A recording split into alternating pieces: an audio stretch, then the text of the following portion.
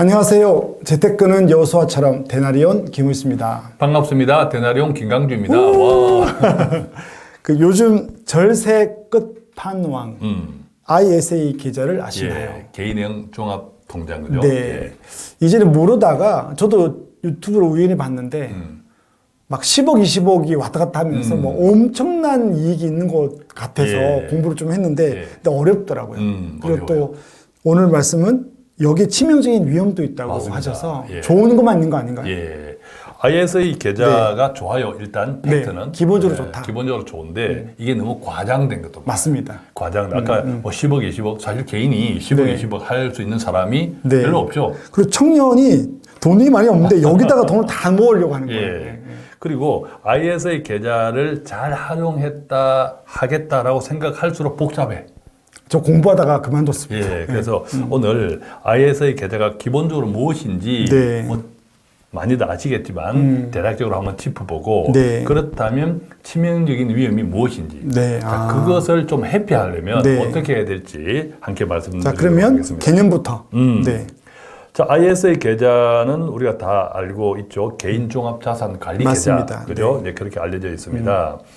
가장 탁월한 절세 효과를 누릴 수 있는 통장이다. 이렇게도 알려져 있죠. 그러니까 여기 안에 뭐 투자만 아니고 그렇죠. 주식도 할 수도 예, 있고, 예금도 넣을 수 예금도 있고. 할 수도 네. 있고, 별의별 상품들을 네. 다 할 수 있다. 다만 달러로 투자하는 것은 못한다. 아, 이거 유념해야 그렇죠. 됩니다. 해외 안 ETF는 된다. 못한다. 달러로 네. 하는 것은 네. 왜냐하면 이게 절세 상품이기 때문에 돈이 유출되는 것은 못한다. 그러니까 우리가 좋아하는 장기로는 달러 자산을 갖고 있자가 여기 안 맞는 거네요. 그거는 네. 안 맞는 거죠.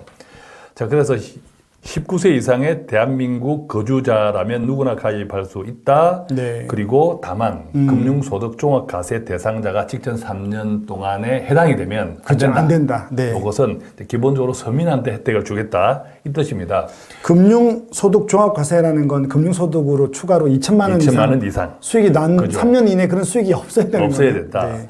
대체로 보면 한 중개형, 신탁형, 일임형이 있는데 아, 세 가지가. 그죠? 네. 일임형이 있는데 어떻게 다르냐 하면 네. 중개형과 신탁형은 투자자가 투자 상품에 대한 포트폴리오를 직접 선택할 수 있고 네. 그렇지만 이제 그 직접 선택하는 것은 앞서 말씀드린 달러로 투자하는 것은 안 되고 안 된다. 네. 이제 국내에 상장된 주식이나 채권 네. 또 각종 예적금, 뭐 ETF, 네. 국내 상장된 국내형 ETF 이런 것들은 네. 다 할 수 있다.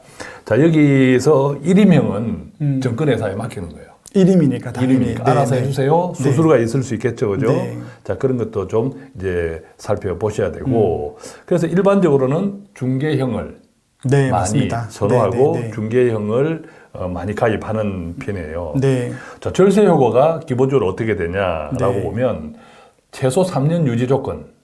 가입을 했을 때. 그죠? 네, 네, 최소 3년 유지 조건에서 연간 2천만 원을 최대 1억 원까지. 그러니까 최대 5년 1억 했을 원이니까 5년까지 할 수 있는 거예요. 네, 1억 네, 원을 네. 맞춘다면 네, 네, 네. 연간 2천만 원에 최대 1억 원까지 가입 한도가 있다. 그러니까 계좌를 개설하고 최소한 3년은 가야 되고. 가야 돼야 절세 효과가 그렇죠. 된다. 그리고 내가 원하면 5년까지 가는 거니까. 5년까지 1억 원까지 할 수 예, 있다. 연간 2천이니까. 그렇죠. 1억 원을 5년이죠. 따지면 5년이다. 이렇게 생각하시면 5년 네. 이상 더 할 수 있어요. 그렇죠. 더 할 수 있는데 근데 1억 1억 원을 원이니까. 이제 네. 한도를 생각하면 네, 그렇다는 네. 거죠.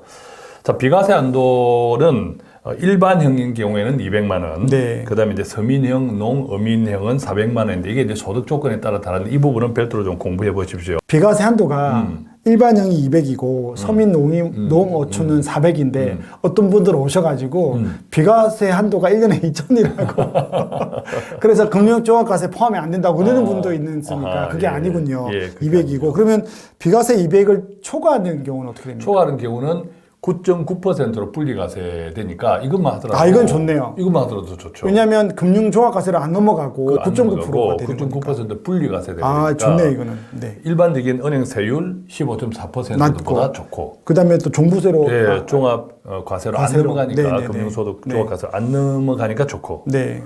자, 그런데 이게 끝이 아니라는 거죠. 아, 좋은 거가. 예, 좋은 거가. 네. 와, 또 또 있습니까? 두 가지가 더 있어. 네. 그래서 절세 관련 금융상품 끝판왕인데 네. 두 가지가 뭐냐면 첫째는 이제 이익금을 따질 때 우리가 이제 이익금. 세금을 과세할 때 그렇죠. 이익에서 과세하잖아요. 맞습니다.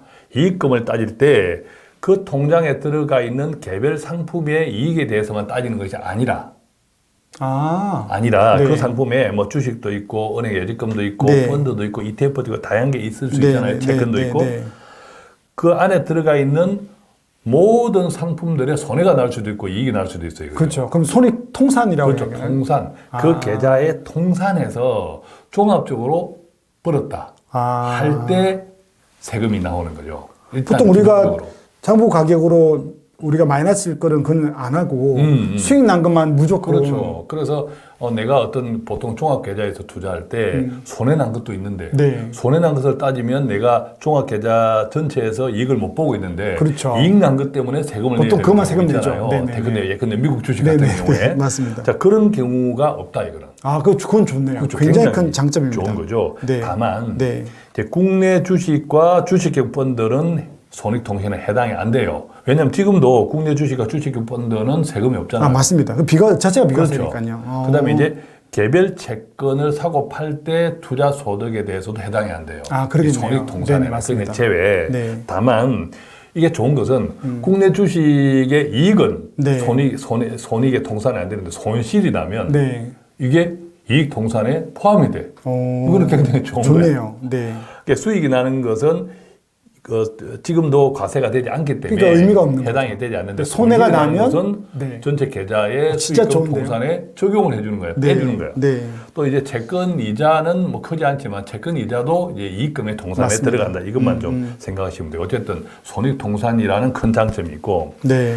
두 번째는 이 두 번째 이야기를 많이들 해요. ISA 계좌에서 만기된 이제 최소 3년 이상이 경과되면 그렇죠. 이 돈을 연금저축펀드나 IRP로 넘길 수 있어요. 그러니까 이 연금저축 계좌나 IRP 계좌로 이전이 가능하다. 이전이 가능하다. 네, 이때 절세가 돼요. 네. 예컨대 ISA 계좌를 만들고 3년 의무기간, 네. 비과세 의무기간 3년을 채운 다음에 그때까지 납입된 원금 수익을 연금저축펀드나 IRP로 이전할 수 있는데 그렇죠. 이때 혜택이 무려 4가지가 네 가지나요? 4가지가 네. 빨려 들어와 줄줄이. 자, 첫 그럼 번째는 네. 우리가 보통 이제 연금저축펀드나 IRP에 연간 납입할 수 있는 한도가 1,800이죠. 1,800만 원이잖아요. 네네. 그런데 이 1,800만 원 한도에서 제외돼요. 이전하는 금액. 오, 그 너무 좋은데요. 그죠? 네. 만약 이전하는 금액이 3천만 원이다 하면 네, 네. 3천만 원은 제외돼. 네. 추가로 할 수 있다는 거죠. 네. 추가로 이전할 수 있다는 거죠. 1,800이 넘어도 상관이 없는 거예요. 그렇죠. 상관이 네. 할 수 있는, 네. 있는 거죠.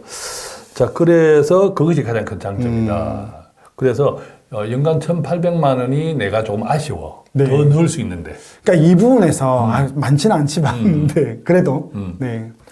그런 분들한테는 좋은 제도죠. 네네네. 그런데 현실적으로 많지는 않아요. 그죠? 정말 안 많아요. 여기 또 그렇죠. 이것을 너무 장점처럼 막 이제 부각한다. 네. 이것은 별로 너는 좀 과장된 거다. 그렇죠. 왜냐하면 현실에서 이렇게 할 수 있는 사람이 많지 않기 때문에. 그것도 출연부부들은 돈을 써야 되고 그렇죠. 전세가 모아야 되는데. 그런데도 불구하고 할 수 있는 사람한테는 좋죠. 괜찮습니다. 맞습니다. 자, 두 번째는 그것에 끝나지 않고 이전할 때 이전하는 금액의 10% 최대 300만 그럼 원까지인데 이제 3천만 원인 건데. 예, 네. 10% 최대 300만 원까지 네. 추가 세액 공제를 받을 수 이거 있어요. 너무 좋네요. 세액 공제를 받을 네, 수 있어요. 네. 자, 그다음에 네. 세 번째는 자 그렇게 이전을 했는데 아까 300만 원까지 절세를 받을 수 있고 네. 남는 돈이 있잖아요. 그렇죠. 남는 돈은 그 이듬해 네. 그 다음 해에 인출을 할 수 있어. 공제 안 받은 돈은 당연히 공제 다음 안 받은. 해에 네, 네. 공제받지 않는 돈을 중도 인출할 수 있다. 네.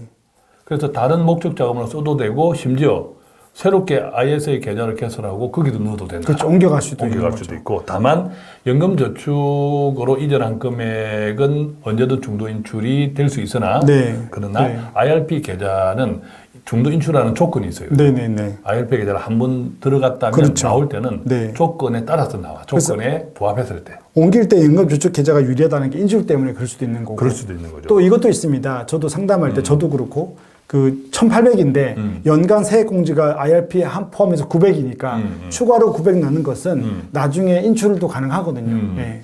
여기도 그렇게 뒀거든요. 그렇죠. 나머지 네 번째는 네. 네 번째는 만약에 중도 인출하지 않으면 네.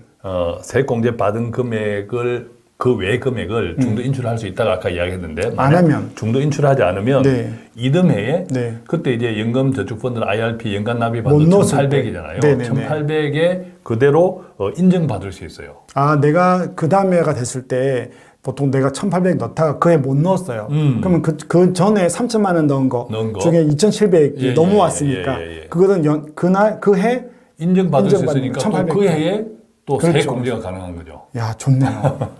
자, 그런데 아쉽지만 네, 이렇게 할 수 있는 분은 많지 않다. 맞습니다. 예, 그래서 이야기하는 저도 별로 신이 안 나요. 이런 혜택을 누릴 수 있는 분들이 많으면 좋은데 네, 소수일 거라는 거죠. 네네네.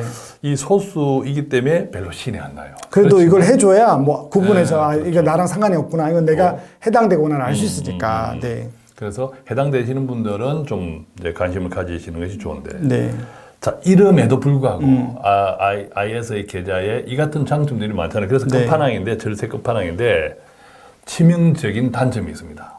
아, 무엇일까요? 네, 수익이다. 그죠? 수익이 나야 되죠. 네. 늘 이야기 드리지만 아무리 절세도 좋고 비과세도 좋지만 수익을 전제로 하는 겁니다. 수익이 나야. 네네. 근데 하면 주변을 돌아보십시오. 저희도 이제 고객들을 보면 IS의 계좌를 개설했다고 하는데 수익은 없어. 네. 이런 분들이 정말 많아요. 많습니다. 예. 왜 그렇? IS의 계좌가 워낙에 좋은 계좌다, 좋은 통장이다 하니까 너도 나도 없이 개설을 많이 했는데 이용하는 분들 중에서 수익이 발생했다라는 분들은 별로 없어요. 주변에 한번 보십시오. 저희들만 그런지 왜 그럴까요? 그러니까 이게 생각보다 어떤 본인의 투자 포트폴리오를 가져가면서 IS를 담으면 괜찮은데 보통 사람들이 유튜브 보고 투자 포트폴리오와 자기의 원칙이 없어요. 그리고 그게 없는 상태에서 일단 계좌부터 만드는 것 같아요. 네. 자, 그런 것도 있고 네. 두 번째 계좌를 만들어서 자기 돈을 넣고 운용을 하더라도 네.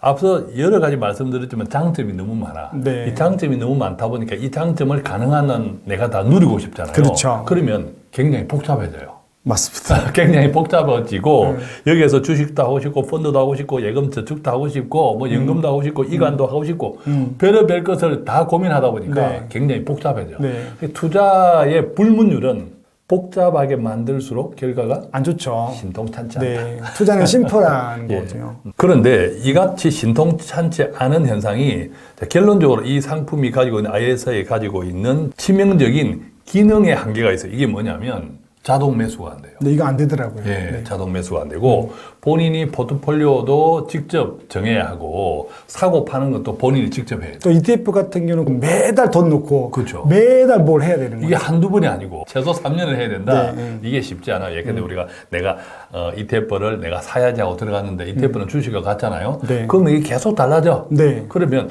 지금 떨어지네. 내가 좀 더 떨어지고 나면 해야 되지. 네. 하고 이제 오늘 못 해. 걸어놓는데 또 안 사지는 경우도 그렇죠. 있어요. 네. 또 내일 갔는데 내일도 오히려 올라. 네. 어제 샀어야 될 걸 괜히 후회스러워서 떨어지면 사야지. 그래서 결론적으로는 IS 계좌를 만들고 잔뜩 뭔가를 담았는데 오히려 방치되고 있는 이제 효과가 떨어지는 거죠. 그런 네. 경우가 많더라고요. 자, 그러면 그럼에도 불구하고 어떻게 해라는 게 있을 거잖아요. 그렇죠. 네. 그래서 뭐 큰 맥락에서 보면 좀 심플하게 만들어주는 게 좋은데 네. 구체적으로 말씀드리면 자주 사고 팔기보다 여기서 주식을 해서 뭐 자주 사고 팔고 이런 것보다는 네. 좀 장기적인 관점에서 이 계좌를 할 그죠. 때면 네네. 한 3년 정도 이게 비과세가 3년이잖아요. 한 3년 정도 투자 종목을 선택해서 자주 사고 팔고 하지 말고 네. 조금 묻어두자. 네. 자, 이런 관점을 좀 가지는 게 좋고 네. 그다음에 두 번째는 아무래도 그럼에도 네. 불구하고 개별 종목보다는 네.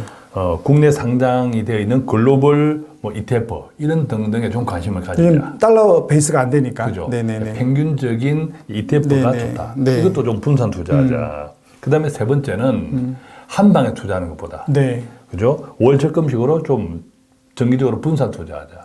아, 이런 분이 있어요. 연 2천이니까 12월 달에 한 번에 돈을 2천 넣는 분도 봤어요. 네. 그 투자로. 그게 굉장히 위험한 거예요. 네. 예. 그래도 힘들면 마지막 네 번째입니다. 그래도 힘들면 다소 수수료가 있더라도 네. 1인명도 괜찮은 고민이야. 맡겨보자. 예, 네. 맡기자. 1인명. 수수료는 다소 있더라도 그건 한번 확인해 보시고. 네. 물론 1인명이라고 해서 투자 성과를 보장하는 것은 아니죠. 아니잖아요. 네, 맞습니다. 아니기 때문에 네. 이제 본인이 하고 싶은 욕구도 있으나 앞서 쭉 말씀드린 대로 쉽지가 않다. 네. 예, 그래서 저는 특히 이제 연세가 많으신 분들일수록 네. 더 불편해요. 저는 비춥니다. 예, 그래서 제 개인도 별로 추천 네. 드리지는 않아요. 이것 때문에 ISA 계좌에 오히려 함정에 빠지는 네, 분들이 어렵습니다. 특히 연세 네. 많으신 분들 네. 가정에서 자 그렇게 말씀드립니다. 네. 자, 오늘은 절세 끝 판왕이라고 하는 ISA에 대해서 장단점을 이야기했는데 사실은 어떤 상품이든지 자기에게 맞아야 되거든요. 그죠. 그럼에도 불구하고 오늘 해드린 건 너무 이제 ISA에 대한 열풍이 있다 보니 여러분들이 좀 공부해서 일단 기본적으로 아시고 이게 나한테 맞는지 안 맞는지 확인하고 필요한 만큼만 마음 뺏기지 않고 했으면 좋겠습니다. 여기서 저희는 마치겠습니다. 감사합니다. 고맙습니다.